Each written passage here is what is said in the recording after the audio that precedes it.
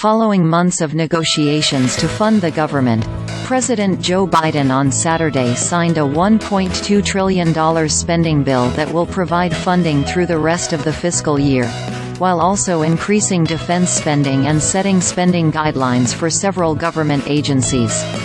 Representative Marjorie Taylor Greene, RGOP, filed a motion Friday to oust House Speaker Mike Johnson, RLA, from his position over the legislation moments before the House was set to vote.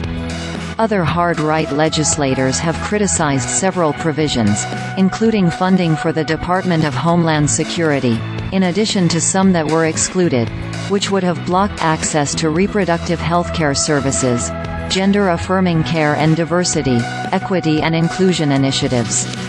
The spending bill includes a provision that prohibits State Department facilities from displaying flags other than the American flag and other eligible flags, like the POW, MIA flag, flags of Indian tribal governments and flags of official U.S. agencies, among others.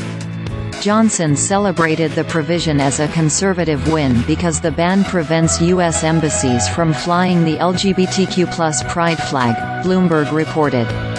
The spending package concludes a months-long effort by Congress to approve a budget, after the fiscal year 2023 budget was extended 4 separate times to keep the government open, narrowly averting government shutdowns. Congress approved extensions, known as continuing resolutions, in September, November, January and February amid an effort to agree on a full-year deal. Efforts to approve a new deal were largely stalled by bipartisan disputes over border security and homeland security funding. House passes $1.2 trillion budget with bipartisan support, likely averting government shutdown after months of negotiations. Forbes, Marjorie Taylor Greene files motion to oust Speaker Mike Johnson over funding bill, Forbes.